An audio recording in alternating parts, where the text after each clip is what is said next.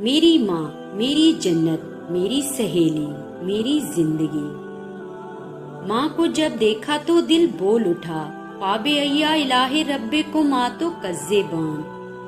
محبت کے اگر 100 حصے کیے جائیں تو 99 کی حقدار ماں ہے۔ عمر کوئی بھی ہو، چوٹ لگنے پر پہلا لفظ منہ سے ماں ہی نکلتا ہے۔ ماں کی دعا وقت تو کیا تقدیر بھی بدل دیتی ہے۔ ماں کی ایک عادت خدا سے بہت ملتی ہے، دونوں ہی معاف کر دیتے ہیں۔ قدر کریں، ماں صرف ایک بار ملتی ہے۔ جب کوئی مجھے کہتا ہے نا کہ تم اپنی ماں جیسی ہو، تو مجھے لگتا ہے جیسے کسی نے مجھے گولڈ میڈل پہنا دیا ہو۔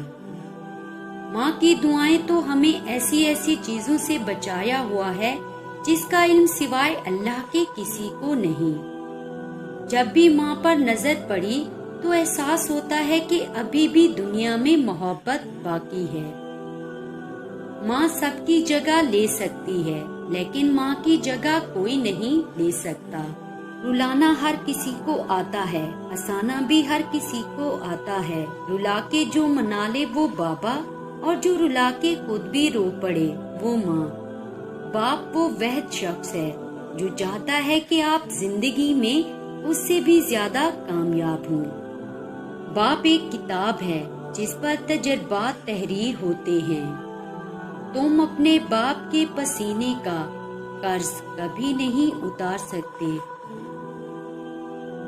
باپ کے بارے میں کہا جاتا ہے کہ باپ وہ ہستی ہے جس سے 2 ستارے مانگو تو پورا آسمان اٹھا لاتا ہے۔ بازار سے سب مل جاتا ہے، ماں جیسی جنت اور باپ جیسا سایہ کبھی نہیں ملتا۔ ماں کے بغیر تو گھر میں رکھی ہوئی چیز نہیں ملتی اور تم سکون ڈھونڈ رہے ہو۔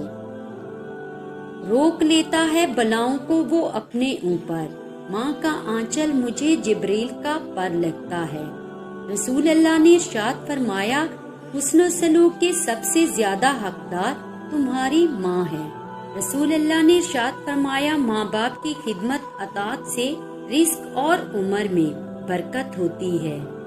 ماں تیرے قدموں کی مٹی میرا نور ہے، ماں میری جنت، ماں میری عظمت۔